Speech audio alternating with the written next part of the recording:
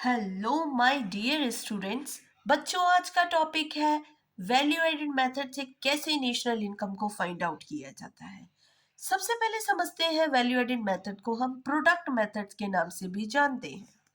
It measures national income in terms of value addition by each producing enterprises in the economy during an accounting year. Means value addition is also responsible for measuring the national income by the value addition method. Okay बच्चों, हम समझते हैं कि value added होता क्या है। Value added का मतलब होता है value of output minus intermediate consumption. My dear students, मैं आप लोगों को वैल्यू ऑफ आउटपुट तो बताऊंगी, बट मैं चाहती हूँ कि आप कमेंट बॉक्स में मुझे जल्दी से बताएं कि आखिर इंटरमीडिएट कंजम्पशन क्या होता है, ताकि मैं ये जान सकूं कि आप पढ़ रहे हैं। इसके बाद बच्चों हम लोग समझेंगे value of output. Value of output क्या होता है, क्योंकि मैंने आपको बताया value added is equals to value of output minus intermediate consumption. ये आप मुझे बताइए कमेंट बॉक्स में, इसे मैं समझाती हूँ। वैल्यू ऑफ आउटपुट का मतलब होता है इज इक्वल्स टू सेल्स।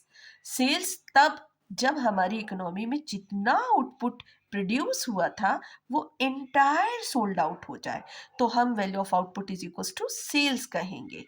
अब बात आती है कि वैल्यू ऑफ आउटपुट ज़रूरी तो नहीं कि जो कुछ भी हमारा प्रोडक्शन हुआ था वो पूरा का पूरा सोल्ड आउट हो जाए। तो उस कंडीशन में क्या कहेंगे, जब हमारा प्रोडक्शन पूरा सोल्ड आउट ना हो तो हम कहेंगे value of output is equals to sales plus change in stock. अब बच्चों, ये चेंज इन स्टॉक क्या है, ये एक प्रश्न आता है। तो चेंज इन स्टॉक का मतलब होता है हमारी ईयर की बिगनिंग में हमारे पास क्या स्टॉक था और ईयर के एंड में क्या स्टॉक रहा। तो जो एंड में स्टॉक रहा उसमें से बिगिनिंग का स्टॉक माइनस करिए तो चेंज इन स्टॉक पता चलेगा, मतलब कि क्लोजिंग माइनस ओपनिंग स्टॉक।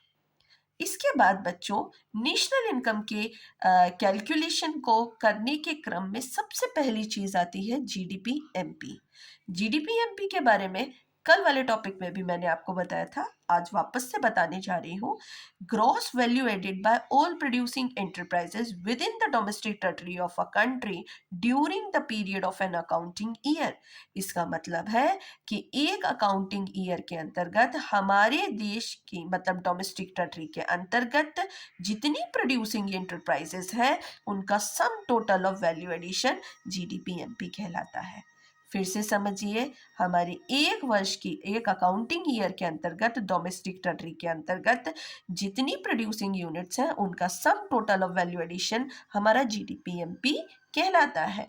इसके बाद ये बिल्कुल बराबर होता है हमारे जितनी भी अकाउंटिंग ईयर के अंतर्गत डोमेस्टिक टेरिटरी में फाइनल गुड्स और सर्विसेज हैं उसका मार्केट वैल्यू। जितने फाइनल गुड्स एंड सर्विसेज हमारी डोमेस्टिक टेरिटरी के अंतर्गत अकाउंटिंग ईयर में है उसका मार्केट वैल्यू जीडीपीएमपी है। ये दोनों चीजें सेम हो गई, मतलब कि बराबर हो गई। तो हम ये कह सकते हैं gross value added at market price is equals to GDPMP. अच्छा बच्चों, अब हमारे पास क्योंकि जीडीपीएमपी आ चुका है तो ग्रॉस से नेट पर जाने के लिए, मतलब जीडीपीएमपी से एनडीपीएमपी पे जाने के लिए हमें डेप्रिसिएशन माइनस करना पड़ेगा। जी से एन पे जाओ, डेप्रिसिएशन माइनस करो।